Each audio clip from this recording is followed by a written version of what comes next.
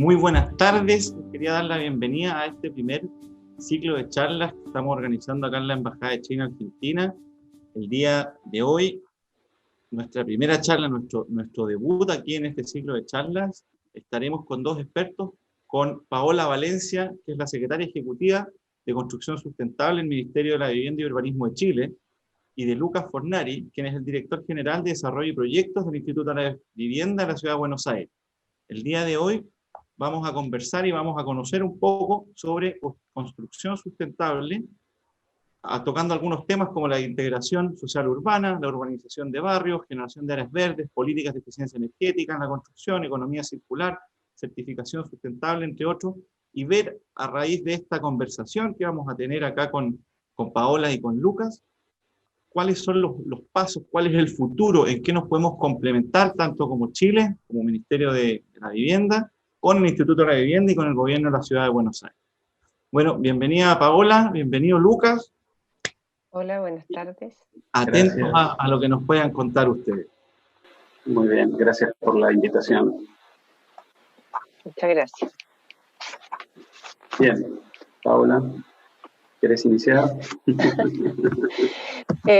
Bueno, una de las cosas que nos gustaría conversar es la experiencia que hemos tenido ambos países, o ambas instituciones en realidad, con los temas de integración social, analizando desde la dimensión social, ¿cierto?, de la sustentabilidad. ¿Cómo hemos avanzado nosotros y cómo han avanzado ustedes, y un poco qué experiencia tenemos y qué brechas vemos o qué desafíos vemos hacia el futuro? Yo creo que sería súper interesante tocarlo en primer lugar. Nosotros ambos tenemos ciudades grandes, bueno, Buenos Aires es mucho más grande que Santiago, pero con mucha desigualdad social e inequidad, que eso ha sido un desafío. En el caso de Chile, ha sido un desafío en los últimos varios años, décadas, en las políticas habitacionales. Y ahí, bueno, contar un poco que desde el Ministerio de Vivienda ya llevamos más de 5 años implementando un programa que se llama el Programa de Integración Social, que es un programa que promueve la construcción de conjuntos habitacionales con diferentes grupos sociales como mandatoriamente, como obligatoriamente. Y eso, de alguna manera, fue un desafío al principio, y todavía en algunos lugares sigue siéndolo, por temas culturales también. Pero ha funcionado bastante bien, y a la industria también, la industria va integrando estos programas. Tienen un conjunto de viviendas, un porcentaje de viviendas que son subsidiadas en un 100%, otro porcentaje de viviendas que son semi-subsidiadas, y otro porcentaje que son privadas, y ha funcionado bastante bien. Sin embargo, todavía estamos construyendo estos conjuntos en algunos lugares periféricos, por el costo del suelo. Y así que eso podría ser una brecha importante en Chile, el costo del suelo, la especulación financiera del suelo, es con la dificultad que el mismo ministerio se encuentra. No sé, Lucas, si tú quieres contar algo. Comprendo. Sí, bueno, el tema que estás planteando, Patricio, la verdad que es un tema muy importante, y diría que es casi la misión fundamental del Instituto de la Vivienda de la Ciudad de Buenos Aires. El Instituto de la Vivienda fundamentalmente se ocupa de realizar proyectos de integración urbana que tienen una componente social y técnica, obviamente, muy importante.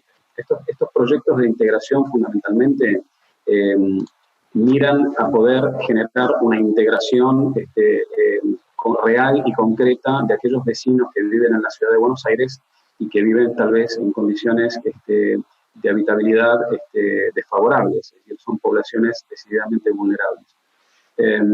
Este es un proceso bastante complejo, pero es muy interesante porque en realidad es transversal a muchas áreas.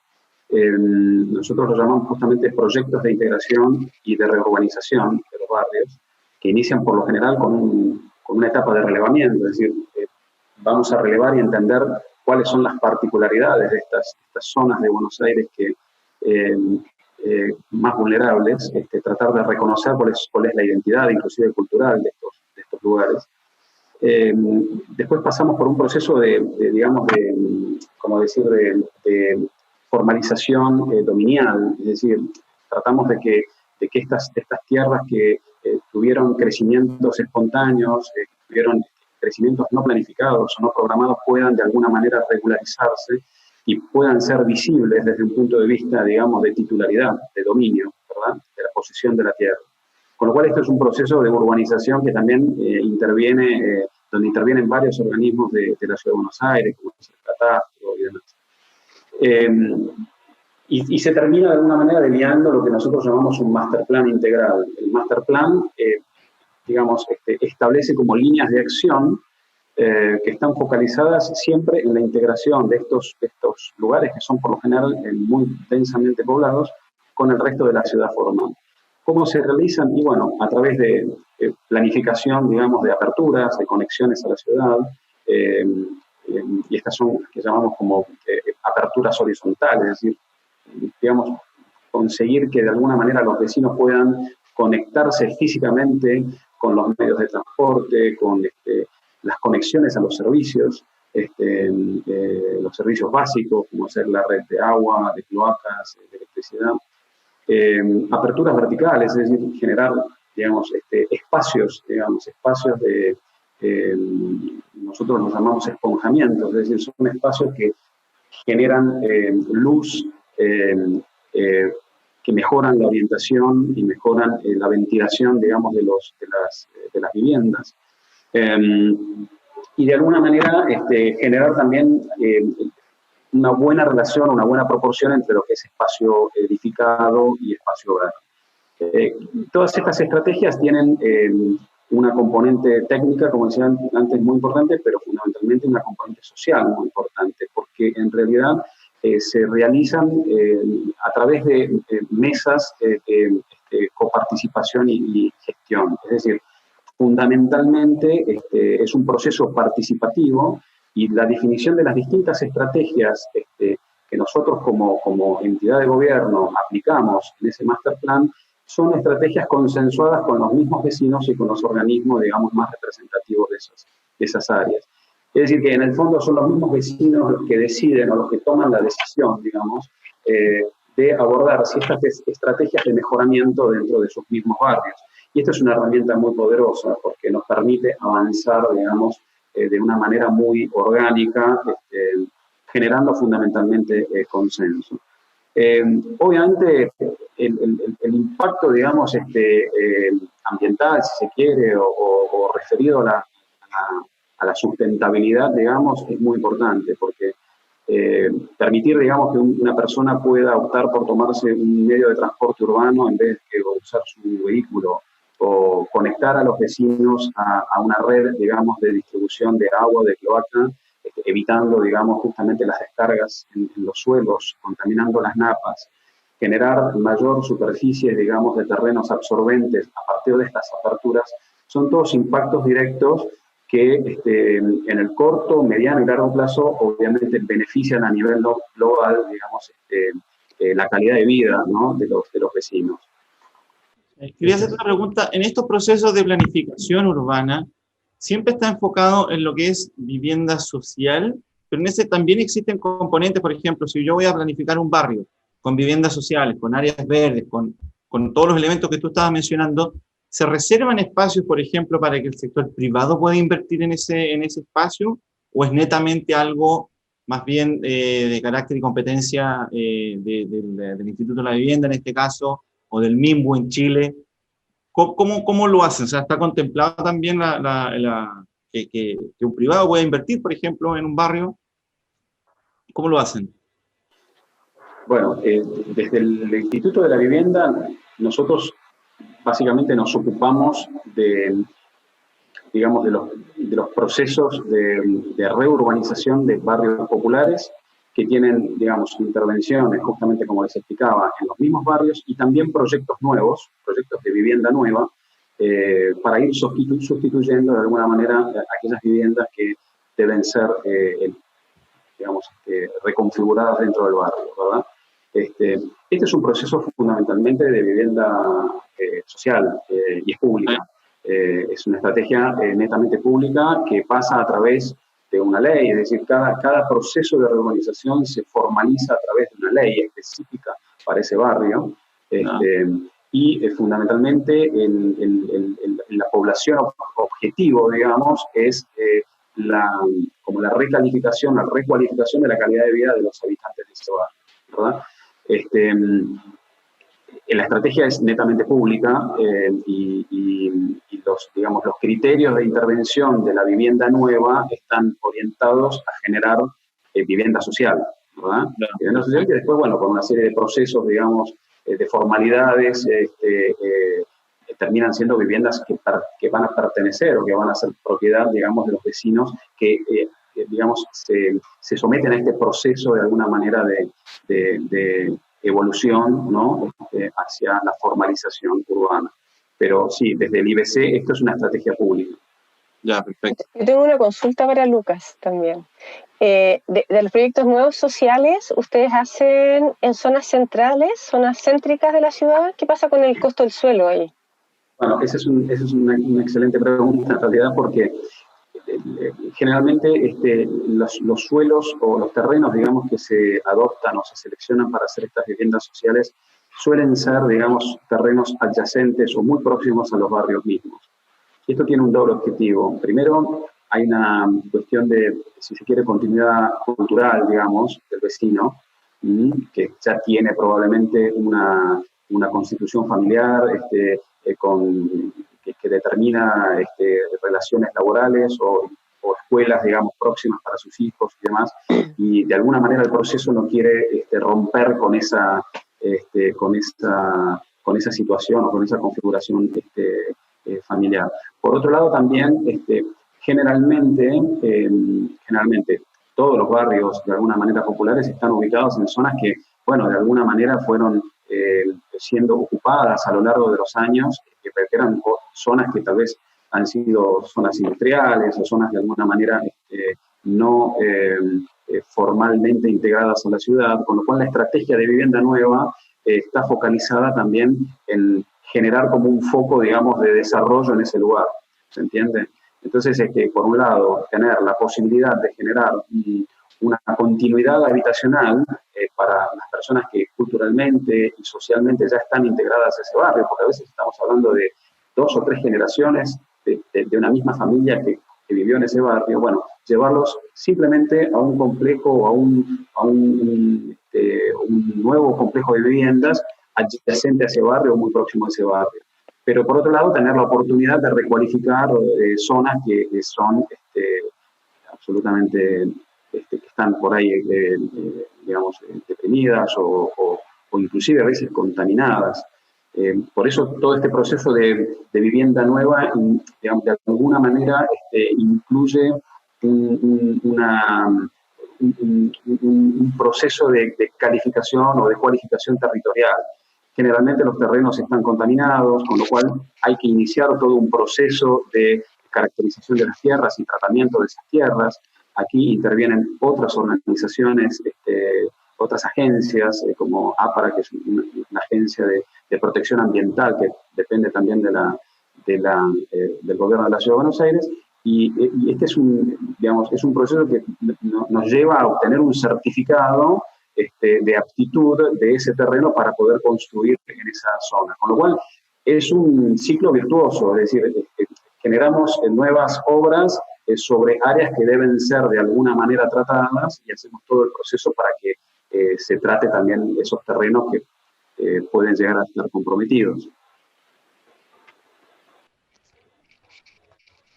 Interesante. También yo quería comentar que el Ministerio de Vivienda de Chile también tiene unos programas de regeneración, que es un poco similar a lo que tú estabas comentando. De hecho, han habido talleres conjuntos con el Instituto de la Vivienda de Buenos Aires años anteriores en temas de regeneración de barrios, aprendiendo también de la experiencia que tiene el Instituto de la Vivienda de Buenos Aires.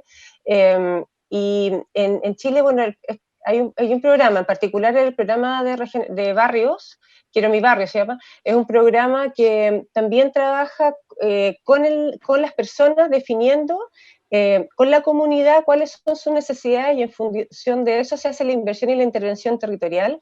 Y eso ha logrado en el tiempo hacer que, por un lado, la gente se conozca, confíe, se genera mejor seguridad, que eso es importante en los barrios más vulnerables, y se cuida el entorno, porque ellos participan en todo el proceso de diseño, de construcción, y ha sido muy interesante las consecuencias de este programa en los grupos. Y por otro lado, también está el programa de regeneración de barrios, que ahí también hemos tenido que intervenir en algunas ocasiones, situaciones urbanas que no estaban bien equipadas, y estamos hoy día, bueno, los últimos años, interviniendo de manera de que se demuelen edificios en algunos casos y se van regenerando la densidad y la edificación, y claro, ahí hay que reubicar a algunas personas cerca. Estamos tratando de que efectivamente se conserven esas redes sociales como tú mencionabas. Pero entonces tenemos estas dos líneas, una que es de regeneración urbana y otra que es de nuevos proyectos de integración social. ¿Ustedes conocen si es que existen algunos, a lo mejor, qué es lo que la gente más pide o busca cuando se sientan ustedes, por ejemplo, a trabajar con una junta de vecinos pongámosle, de una toma o que están en un barrio X que ustedes quieren intervenir? ¿Cuáles son las principales solicitudes que hace esta gente? Y quería saber si es que hay alguna evolución, por ejemplo, no sé, estoy pensando, hace 10 años atrás las necesidades primarias a lo mejor en ese momento eran o quiero una escuela cerca, o me gustaría tener más acceso a los medios de transporte. Hoy en día, a lo mejor, sobre todo en esta pandemia que nos encontramos, a lo mejor quiero más espacios verdes, quiero tener un poco más de espacio, no estar tan junto con mi vecino, sino que tener un espacio, una instancia de desahogo, por así decirlo, y estar menos confinados en mi propio barrio, en mi propia casa. No sé si han visto alguna evolución o qué es lo que más la gente pide en el fondo. Bueno, eso es un tema también muy importante. La experiencia, digamos, del Instituto de la Vivienda es interesante en ese sentido, porque en realidad, de alguna manera, la definición programática de las nuevas construcciones, de los nuevos edificios de vivienda, se determina con los vecinos mismos. Es decir, como dije anteriormente, hay una acción social muy importante, diría que es esencial, que establece ese nivel de confianza que decías antes y que determina de alguna manera cuáles son los lineamientos del barrio en general, ¿no? Fundamentalmente, los nuevos proyectos de vivienda tratan de reflejar, en la medida de lo posible, las necesidades, digamos, habitacionales de ese barrio.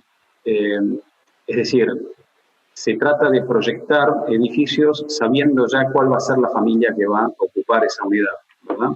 Y eso nos permite de alguna manera equilibrar muy bien las unidades que deben tener 2 dormitorios, 3 dormitorios o hasta 4 dormitorios, digamos, ¿no? Por otro lado, también hay y eso también lo tenemos nosotros por norma, un criterio de identificación de unidades accesibles para personas con discapacidad de movilidad, que generalmente son ubicados en las plantas bajas.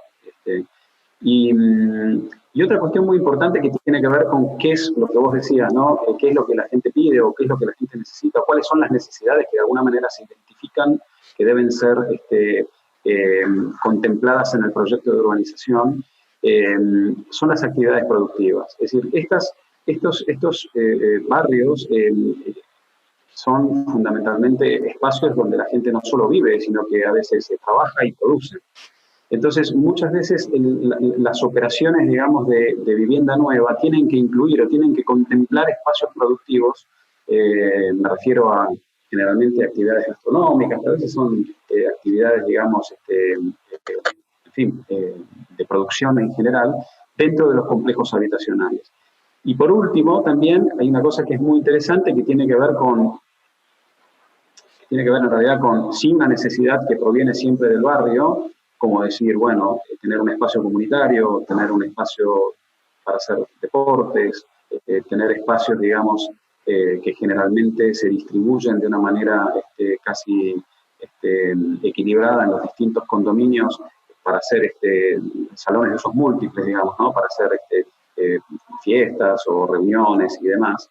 y plazas públicas, y por lo general, cuando la escala del barrio es grande, estamos hablando por ahí, digamos, operaciones de 700 departamentos, 800 departamentos, unidades, se articula con otras áreas, con otros ámbitos, digamos, de la Ciudad de Buenos Aires para, bueno, planificar los transportes, es decir, bueno, va a cambiar de alguna manera el flujo, digamos, de circulación dentro del perímetro del barrio. Entonces, bueno, organizamos con la Secretaría de Transportes cómo deben ser los transportes, cómo deben reconfigurarse, digamos, las redes de transporte o de comunicación en ese barrio. Si hace falta poner una sala médica, digamos, en las proximidades, y lo mismo con educación. Es decir, es un trabajo bastante integrado, pero que surge siempre de una necesidad consensuada con los mismos vecinos. Y esto es algo que es un proceso, diría, bastante virtuoso. Qué interesante lo que cuentas, porque veo que hay una coordinación intersectorial ahí. O sea, con lo que tú comentas, eso es mucho más fuerte que lo que nosotros tenemos. Es un trabajo que hoy día lo tenemos como desafío, porque cuando nosotros nos acercamos a ciertas las comunidades y les preguntamos qué es lo que ellos quieren, en general piden más espacio de la vivienda, claro, acceso a equipamiento, pero nosotros no tenemos las atribuciones necesarias como para poder llegar con el equipamiento. La coordinación intersectorial todavía en eso es más lenta, a menos que sea efectivamente allá en escala regional se logra. Y quería comentar que nosotros desde el ámbito de construcción sustentable hemos hecho para proyectos nuevos y para proyectos existentes, o sea, regeneraciones, talleres con los vecinos para saber qué conocen de sustentabilidad y cuál es su interés en eso. Porque a primera, si tú le preguntas, te piden espacio, te piden cosas muy así como básicas en realidad, pero cuando empiezas a conversar con ellos de eficiencia energética, si quieren básicamente consumir menos combustibles para estar más calefaccionados o para no tener tanto calor, o quieren tener una cuenta de agua más económica, por ejemplo, empiezan a aparecer harto conocimiento y harto interés. Nos ha tocado participar en proyectos, por ejemplo, en el sur, donde estamos promoviendo la certificación de vivienda sustentable y trabajamos con 400 familias ahí. Y es muy interesante al conversar de estos temas, cómo empiezan a aparecer que efectivamente conocen o les gustaría tener huertos comunitarios y reciclaje, por ejemplo, y se generan efectivamente nuevos negocios y oportunidades de comercio para ellos mismos. Se ha generado harto de eso en regeneración de barrios y en proyectos nuevos que estamos incorporando sustentabilidad. Así que yo diría que igual estamos como abriendo las puertas a la participación ciudadana del ámbito de la sustentabilidad, y eso ha sido bien interesante. Pero tenemos en la brecha, perdón, de la coordinación intersectorial para lograr hacer ciudades más integradas. En esos proyectos entonces se generan espacios para la gente, como tan decía Lucas, o sea, se está buscando, por ejemplo, si es que en un barrio, ¿ya? Hablemos del barrio típico, está la plaza, a lo mejor la multicancha, ¿no es cierto? Algún de salas de un edificio chiquitito, con salas multiuso, salas comunes, espacios también a lo mejor para que la gente se desarrolle productivamente. Yo sé que aquí, por lo menos en Argentina, hemos trabajado un poco con algunas ONGs que se están dedicando a esto, mucha empresa B, por así decirlo, o ONGs que promueven el trabajo desde los barrios. ¿Ah? Eso es una cosa bastante, no sé si nueva, pero también abre un campo laboral gigante, ¿ya? Y un desarrollo de pymes y un desarrollo de gente que se desarrolle productivamente desde su mismo barrio. Exactamente, y yo creo que en ese sentido tenemos que entender que todos tenemos un rol en construir ciudades sustentables. No solamente el Estado es responsable, sino que también las personas, las empresas, estas ONG que pueden crear estos economías locales. Y por lo que contaba Lucas, un poco ustedes tienen esa dinámica también. A eso yo me refería con Lucas en la pregunta anterior. Sí, dentro del diseño, por ejemplo, cuando yo diseño, planifico una intervención urbana, dejo espacio, me refería a este tipo de cosas, y así también, por ejemplo, en un barrio grande, pongo ejemplo, acá en Buenos Aires, no sé, en la Villa 31, por ejemplo, ¿ya?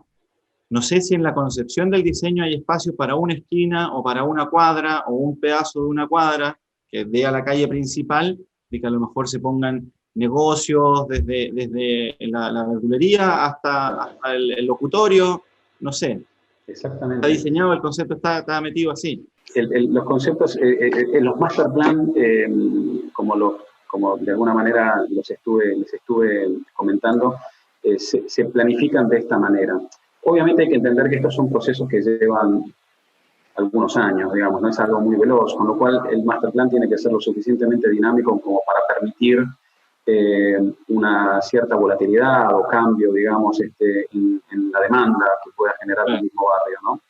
Pero generalmente, digamos, los nuevos proyectos de vivienda integran también espacios productivos y comerciales que son propios del barrio, ¿verdad? Porque, digamos, de nada sirve generar un cambio sin tener en cuenta o sin considerar, digamos, cuáles son, digamos, las necesidades productivas que tienen esos mismos vecinos, ¿verdad?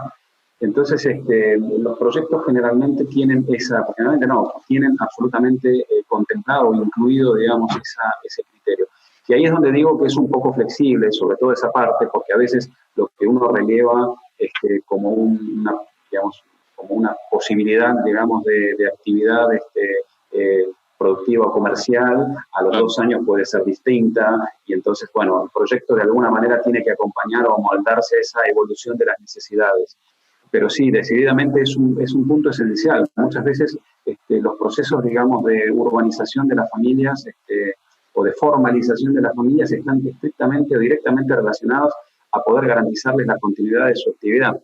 Entonces, de su actividad productiva. Si esto no está garantizado, es como que se pone de alguna manera en crisis el proceso en sí, ¿no? Con lo cual es muy interesante. Y bueno, y el diálogo intersectorial, como planteaba vos, Paula, es así. Obviamente nosotros no tenemos autonomía, digamos, decisional sobre dónde colocar un centro de salud o una escuela, pero sí tenemos un excelente diálogo con las distintas, digamos, áreas, son ministerios algunos, dentro del gobierno de la ciudad, para poder coordinar estas estrategias de manera conjunta. Ayuda mucho justamente el hecho de poder constituir estas mesas de gestión y participación, porque participan no solo los vecinos, a veces participan organizaciones que representan a algunos vecinos, a veces participa la Defensoría del Pueblo, por ejemplo, a veces se invita a algunas otras organizaciones que sean portadoras de interés, digamos, dentro de la operación, y en ese sentido se pueden tomar decisiones que exceden de alguna manera los límites o el campo de acción del Instituto de la Vivienda, ¿no? Claro. En Chile tenemos, en el Ministerio de Vivienda en particular, tenemos un programa que se llama Regeneración de Áreas Centrales, que partió alrededor de 3 años atrás, en este gobierno, 2 años atrás, entonces, con este objetivo que estaba mencionando Lucas, y tienen un piloto, entiendo, en Valdivia, que justamente es una mesa intersectorial y con la comunidad para poder planificar intervenciones en forma integrada, o sea, tanto el Ministerio de Vivienda como Educación como Salud en forma integrada, y creo que también en Antofagasta. No me acuerdo bien las ciudades, pero para nosotros son proyectos como pilotos, como experimentales todavía. Claro. Bueno, nosotros tenemos varias experiencias que son para mí dignas de ver y que desde mi punto de vista son muy, muy interesantes y exitosas. Una, bueno, tú la nombraste, por ahí es el barrio 21, pero en realidad el que a mí me parece más significativo o dentro de los que más reflejan, digamos, este espíritu es el barrio Rodrigo Bueno, que está prácticamente en Puerto Madero, digamos, muy pegadito a lo que es la reserva ecológica.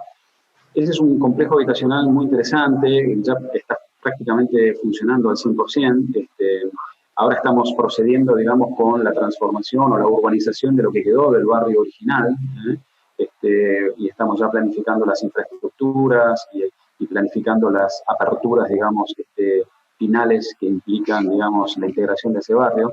Pero ese barrio, ese complejo de unidades, tiene algo muy interesante porque tiene, primero, que eso es casi diría un común denominador de todos estos proyectos, tienen una relación, digamos, construidos sobre espacio vacío o espacio público muy buena. Es decir, hay una gran presencia, digamos, de espacio verde. Los edificios son relativamente bajos, planta baja, y entre 3 y 4 niveles, quiere decir que el impacto a nivel volúmenes es muy bueno y no hay problemas, digamos, con los asoleamientos. Quiere decir que la calidad, digamos, habitacional de las unidades es muy buena, pero lo interesante es que aquí, bueno, tenemos una huerta, las plantas bajas de estas manzanas tienen siempre actividades comerciales, pero también tenemos un polo gastronómico que está prácticamente en el ingreso del barrio, que se los recomiendo porque se come excelentemente bien y son todos espacios, digamos, gastronómicos que que están operados directamente por vecinos del barrio. Se come, para mí, el ceviche más rico de Buenos Aires se come ahí, digamos, ¿no?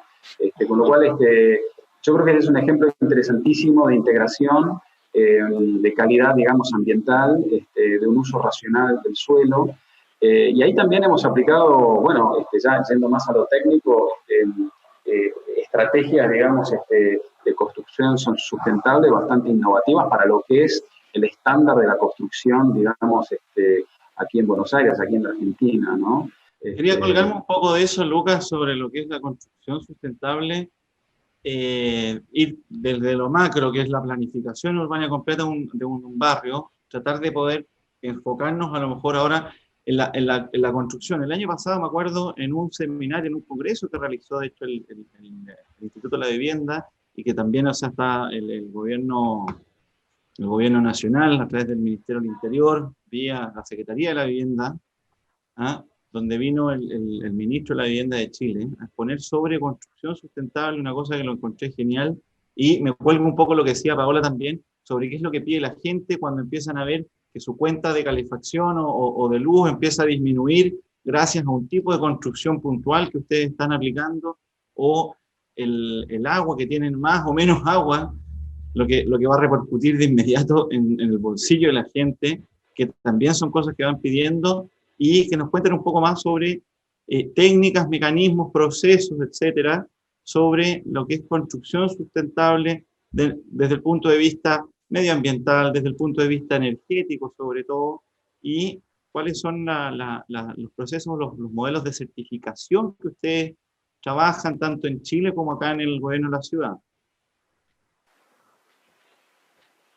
Bien, bueno,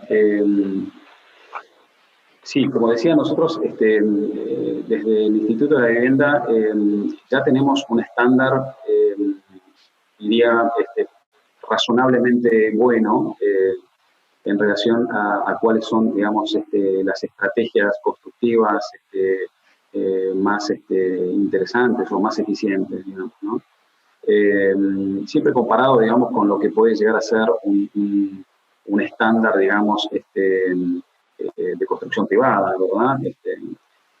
Aquí, fundamentalmente, nosotros trabajamos con varios aspectos. El primero, que es uno de los más, desde mi punto de vista, de los más importantes, tiene que ver con trabajar con un diseño bioambiental, digamos, ¿no? Es decir, que desde lo macro tomemos buenas decisiones, fundamentalmente. Es decir, asoleamiento, orientación, relación entre lo que decía antes, construidos, llenos y vacíos y demás.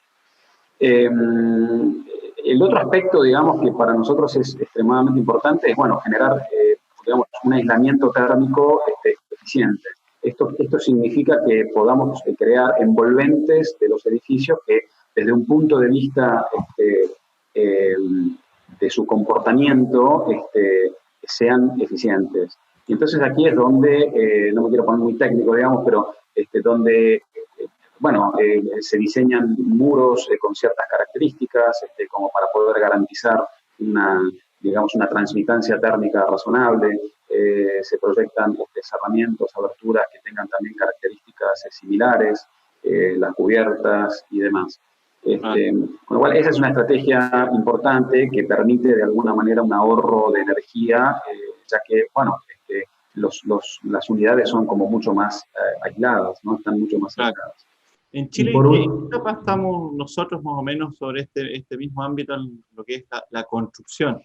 Me interesaría saber a lo mejor, uno desde el punto de vista, como había dicho, energético, que repercute inmediatamente en la gente que está habitando esas viviendas, y el otro, a raíz de vuelta con el tema de la pandemia y la necesidad de espacio, el tema de sustentabilidad ambiental a lo mejor que le están dando a la construcción en viviendas sociales en Chile. Sí, mira, nosotros desde el año 2009 tenemos subsidios para acondicionamiento térmico de viviendas y para energías renovables, energía solar térmica y energía fotovoltaica.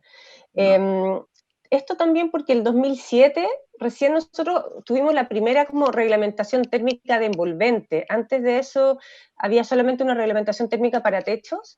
Entonces las viviendas en Chile hasta antes del 2007 tenían muy malas condiciones térmicas.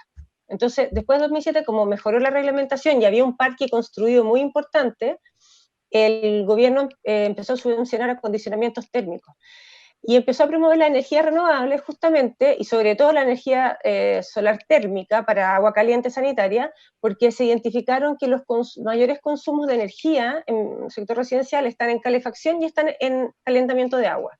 Entonces los esfuerzos de financiamiento subsidios eran en esos dos puntos. Ahora, hoy día estamos tramitando la actualización de la reglamentación térmica a un estándar aún más exigente, que es un estándar que se empezó a implementar en subsidios el año 2015, un estándar mucho más exigente que es para las zonas que tienen, son zonas saturadas de contaminación atmosférica y se llaman planes de descontaminación atmosférico. Y en esas zonas, que son 10 ciudades de Chile, tiene un estándar más exigente, las casas se tienen que construir con un estándar térmico más exigente y hay subsidios para eso, y ahí se les obliga también a tener sistemas de calefacción de baja emisión, ¿ya? Entonces tenemos una política básicamente basada en los planes de contaminación atmosférica que han impulsado a que las zonas saturadas tengan estas estrategias. Y ese estándar más exigente hoy día está tramitándose para oficializarse a nivel nacional, de manera de que todos tengan un estándar más exigente.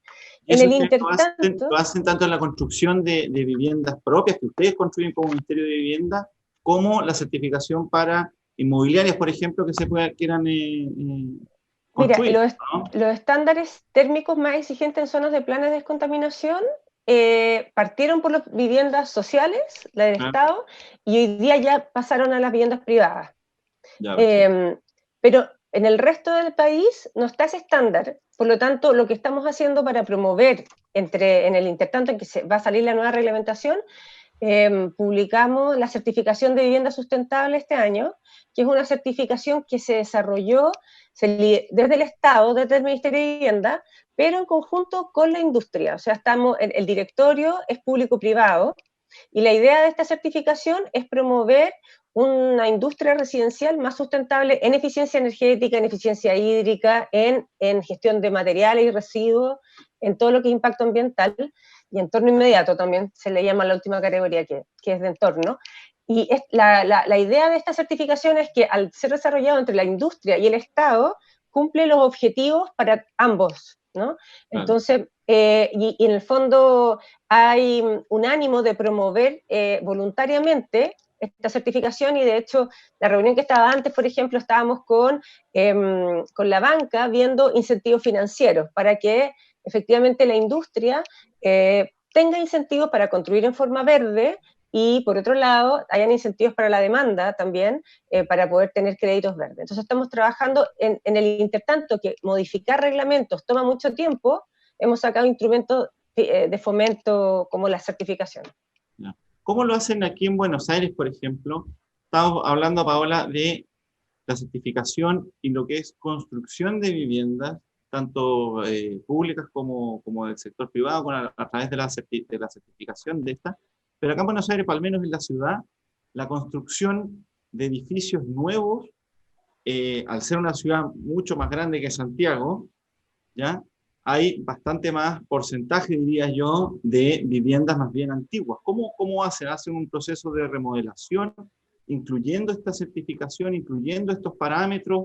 ¿Tienen algún otro mecanismo? A ver si nos puedes contar un poco, Lucas, ¿cómo lo hacen acá? Bueno, claro, en Me realidad, imagino que debe ser similar a lo mejor lo que podría pasar en Europa con ciudades más bien más antiguas que las nuestras. sí, lo que tiene la ciudad de Buenos Aires es que desde hace, sí, un año y medio aproximadamente, ha incluido, ha cambiado, digamos, el código de edificación, incluyendo, digamos, ciertos requisitos que de alguna manera obedecen a un mejoramiento de los estándares digamos, de construcción sustentable, ¿no? Muchos de estos requisitos, de alguna manera, muchos no, es decir, todos los requisitos impactan fundamentalmente o están dirigidos a todas aquellas obras, ya sea nuevas o ampliaciones o refuncionalizaciones mayores a 1000 metros cuadrados. Quiere decir que en realidad el público objetivo es de una cierta escala para arriba, ¿okay? Y fundamentalmente, dentro de estos criterios, tal vez los más significativos era un poco lo que yo estaba contando antes, es decir, trabajar sobre las envolventes y trabajar fundamentalmente con una muy buena relación, digamos, entre lo que es espacio ocupado y espacio público.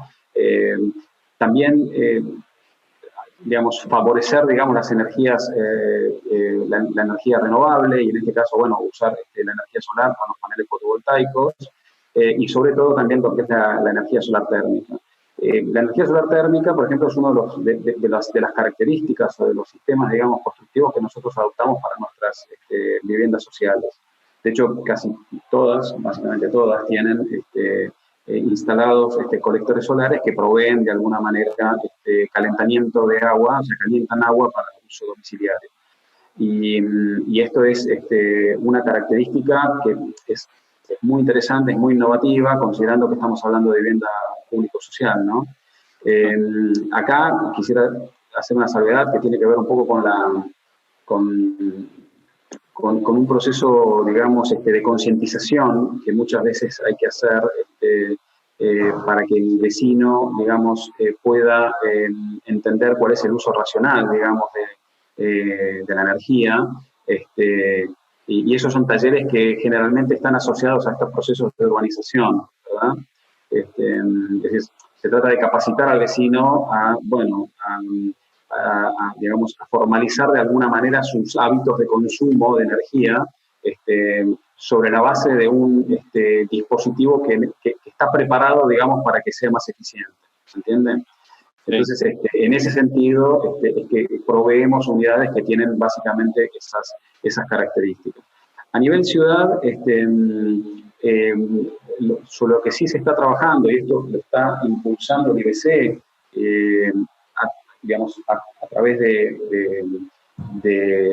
una gerenta, digamos, de un integrante de la gerencia del IBC, que se llama Fernanda Reyes, es una persona con muchísima experiencia. Lo que se está impulsando es justamente el proyecto de generar el sello sustentable desde el IBC. Esto es algo que ya ocurre a nivel nación, pero a nivel ciudad, digamos, el IBC de alguna manera tiene este proyecto de poder ser el ente certificador, el ente promotor, por un lado, de las distintas políticas y estrategias, digamos, sustentables a nivel habitacional, pero también el ente certificador, no solo de los propios proyectos que obviamente genera, sino también de las obras futuras que los desarrolladores privados o digamos, la industria privada quiera certificar, ¿verdad? Con lo cual, desde este punto de vista, nosotros estamos construyendo un camino que es muy interesante y mientras se hace de alguna manera este protocolo o esta nueva, digamos, certificación, el Instituto de la Vivienda ya está construyendo de alguna manera con esos criterios, esos parámetros, ¿verdad? Ya, perfecto. Mira, como para ir un poco más, ya cerrando un poco nuestra conversatorio, nuestra charla, quería plantear dos ideas, a ver si ustedes las pueden desarrollar un poquitito. Uno sería, ¿cuál es el futuro en el fondo? ¿Qué es lo que el próximo paso en lo que ya se está haciendo, que tanto Chile como la ciudad de Buenos Aires están haciendo de a poco? Son iniciativas, contaba ahora, tú también, Lucas, que no llevan más allá de 4, 5, 6 años en alguna de las iniciativas o proyectos. ¿Cuál es el siguiente paso? ¿Cuáles son los desafíos en el fondo a futuro? Y lo otro, obviamente, como estamos, tanto Chile como el gobierno de la ciudad, ¿qué es lo que podemos trabajar en conjunto a lo mejor en un futuro, en el corto, mediano o largo plazo? ¿Y cómo nos podríamos complementar? ¿Ya? Para ir ya cerrando nuestra charla y a ver qué nos pueden contar, qué es lo que nos depara el futuro en esta materia. Mira, por el lado de nosotros, desde la perspectiva de sustentabilidad y cambio climático, tenemos hartos desafíos. Y estamos trabajando justamente en eso, estamos trabajando desde la perspectiva de ciudades en una planificación a largo plazo para ciudades con enfoque de cambio climático, con una estrategia, y en ese sentido estamos trabajando intersectorialmente, con el Ministerio de Medio Ambiente, con energía, con la academia, levantando objetivos, brechas, para poder ir implementando políticas a largo plazo.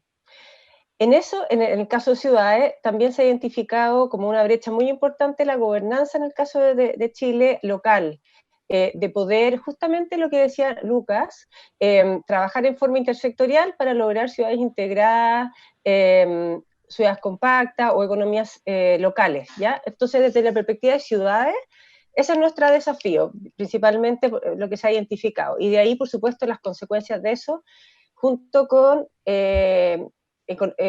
infraestructura verde, ¿cierto?, sostenible en el tiempo, porque en este caso tenemos una escasez hídrica enorme. Y desde la perspectiva de edificación, tenemos, yo diría que dos grandes desafíos que tienen que ver, uno con la economía circular, hacer que la industria de la construcción sea lo más circular posible, y en ese sentido de bajo impacto, valorizar, ¿cierto?, los residuos, generar nuevos mercados, ¿cierto?, a partir de la economía circular. Y la segunda tiene que ver con los datos que se generan en huella de carbono, en la misma generación de residuos, en los diferentes impactos ambientales, para poder ir definiendo líneas base y metas de reducción. Tenemos metas hoy día globales, pero no del sector construcción, y estamos trabajando en mesas de huella de carbono, tenemos otra mesa que tiene que ver con residuos, y estamos trabajando en diferentes líneas para poder justamente levantar estos datos. Y en ese sentido, la transformación digital es nuestro mejor aliado, debo decirlo. También trabajamos en eso, con la implementación de BIM. Estamos trabajando nosotros y liderando la implementación de BIM, Building Information Modeling, para los que no lo ubican, en los programas habitacionales del Estado, en los programas no de vivienda solamente, sino que en otros, y con la industria, de manera de poder gestionar la información y, además de hacer los procesos más eficientes, más productivos, contar con la información de nuestros impactos y nuestra gestión ambiental. Así que esos son nuestros desafíos. Y acá en la ciudad, Lucas. Interesantísimo. Sí, bueno, yo comparto con Paola, los desafíos son enormes y muchísimos. Yo quisiera por ahí, para lo que es, digamos, la experiencia de Buenos Aires, dar un dato que de alguna manera marca para nosotros el gran desafío, digamos. En base a los datos que nosotros tenemos, es decir, el sector, digamos, residencial impacta aproximadamente un 30%, digamos, de lo que es el consumo de energía. Con lo cual para nosotros es un tema que tenemos que abordar de una manera muy importante, muy seria. Con lo cual el desafío en principio es a nivel, digamos, estrategias, digamos, urbanas, bueno, seguir trabajando con estos procesos de integración, que son procesos que de alguna manera tienen un impacto directo desde lo que es la transformación, digamos, de la ciudad, la integración, digamos, de los vecinos, y sobre todo un beneficio directo en relación a los impactos, digamos, referidos a la sustentabilidad, digamos, ¿no? Quiere decir que estos programas de alguna manera están dentro de alguna manera, estos proyectos están dentro de lo que es nuestra planificación, y nuestro objetivo es obviamente tratar de llevarlos adelante. por un lado. Y por otro lado, bueno, como dije antes, el impacto, digamos, de consumo energético relacionado con la industria, digamos, con el sector, digamos, residencial, es uno de los temas que nosotros tenemos que abordar. Por eso, para nosotros es importante impulsar de alguna manera estas políticas de vivienda y hábitat que busque y que promueva, digamos, soluciones habitacionales de calidad, sustentables. Para ello estamos impulsando, digamos, una nueva normativa que pueda de alguna forma promover soluciones de vivienda y de mejoramientos también dentro de los barrios vulnerables que incorporen, digamos, un diseño bioclimático. Y bueno, esto tiene que estar asociado también con desarrollar esquemas de financiamiento para poder aplicar estas estrategias y bueno, hacer también campañas de concientización y de sensibilización para que de alguna manera, estos impactos puedan también mitigarse. Así que, en principio, en grandes líneas, digamos, estos son nuestros desafíos, que son enormes, que son muy transversales a distintas áreas de gobierno y que de alguna forma estamos ya iniciando a implementar, ¿no? Bueno, Paola, Lucas, queríamos agradecerles por haber participado con nosotros en este ciclo de charlas de la Embajada de Chile acá en Argentina, en esta primera charla inaugural sobre construcción sustentable y desarrollo de integración social urbano. Agradecerles su colaboración, su paciencia también, y no, muchas gracias por estar con nosotros. ¿Ah? Muchas gracias, Patricio, por la invitación, un honor. Muchas gracias, Patricio, igualmente un placer poder conversar con ustedes y con Paola también, muy interesante poder compartir, digamos, estrategias y objetivos comunes. Me parece una experiencia muy buena y que hay que replicar en otros ámbitos. Exactamente. Y bueno, y generar estos lazos, así que tenemos hartas cosas que podemos compartir y que podemos ir trabajando en conjunto. Bueno, estamos entonces ya comprometidos aquí, vamos a seguir trabajando juntos. ¿Ah? Muchas gracias. Gracias a ustedes. Chao.